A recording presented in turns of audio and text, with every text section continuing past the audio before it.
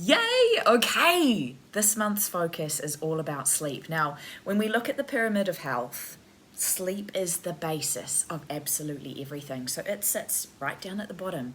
We build everything on top of that. So we've got sleep, then we've got fuel, and then we've got moving and grooving and building bulletproof bodies. So right down the bottom here is sleep. So if we can all improve our sleep, even 1%, the cascade effect is through the roof. So this is where we're starting our focus today. Now, for this next month, you're going to have a weekly focus. Every single week we'll have slightly different focus.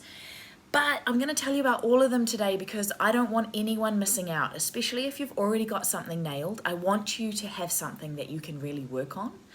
Okay, so week 1, we are working with sleep hygiene. This is phenomenal. The difference that this can make is truly like sleep changing, life changing, sleep changing.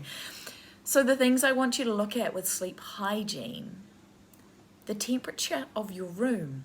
The perfect temperature for sleep is somewhere between 16 and 18 degrees. It's a lot cooler than we often think. The other thing is ambient light or any type of light, anything at all. There's awesome research, so I've been going mega on the research in the past month, getting ready for this month, and it's showing that the brightness of the light is the problem, not necessarily the color. So when it comes to light, cover up everything, every single little dot you have. It doesn't matter what the color is, but cover it all up. And then some blackout curtains. Absolutely life-changing. Blackout curtains. You can grab those from Briscoe's at half price when they have their big sales. And we're coming into Easter weekend. So, sleep hygiene is week 1. That's where we're kicking off. Week 2, we're looking at consistency. And the research on this is really fascinating. So, I've harped on about sleep duration. And the 2 references that I use, Matthew Walker and Andrew Huberman. So Matthew Walker, sleep duration. You need to be getting more than 6 hours. You need to be getting 7.5, 7.5 or more. There's some really awesome research out there that is now showing that sleep consistency holds just as much worth as sleep duration. So consistency relates to 2 different things. Consistency relates to getting the same amount of sleep every night. So if you're a 6-hour sleeper, getting 5 to 6 hours every single night within that hourly, so say it's 6, staying within that hour every single night is showing research-wise just as important as someone that gets 7.5 every single night. The other consistency piece though is going to bed at exactly the same time every night and waking up at exactly the same time every morning. Doesn't matter whether there's a weekend in there. So that's going to be week 2. We're going to look at sleep consistency. Now obviously the ultimate there is going at exactly the same time at night, having 7.5 hours, and then waking up at exactly the same time every morning. That is the ultimate of ultimate. And of course, that's what we're aiming for, ultimate of ultimate. However, we've got so many new families, we've got so many shift workers, we've got so many life. So let's work with what we have, and that's exactly what this is all about. We're going to work with you, exactly what you need. Now, week 3, let me look at my notes. Okay, light exposure in the morning. Right, so this is fascinating. How much light you get into your eyeballs, how much lux in the morning before 9 a.m. significantly affects when and how sleepy you are the following evening. Incredible.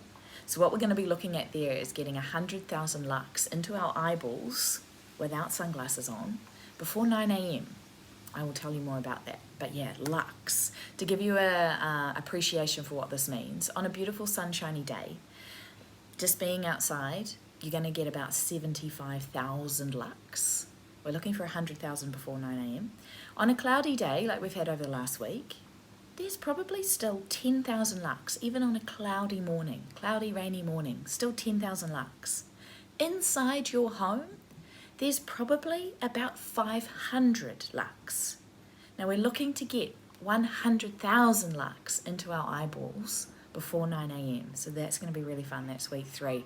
And then week 4 is all about down regulation. So how well we can get ourselves ready for sleep. And that's going to cover things like what food you eat at night, Carbohydrates are an upregulator. Protein is a downregulator.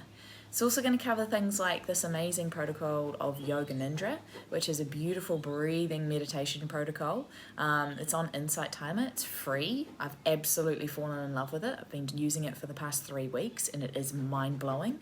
And the other one is breathing protocols. So times of the night you can use this to get to sleep, but also if you wake up and you can't get back to sleep, sitting in a deep state of relaxation, so in a breath protocol, often will give you the same stimulus as sleep would.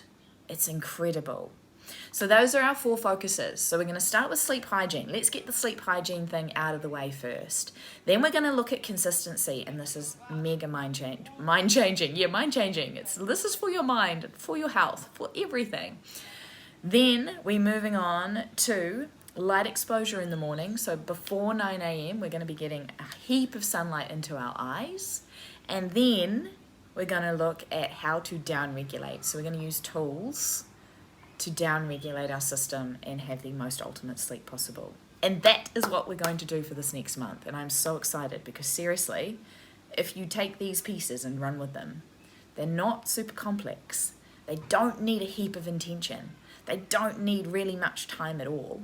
But wow, absolutely life-changing. Here we go.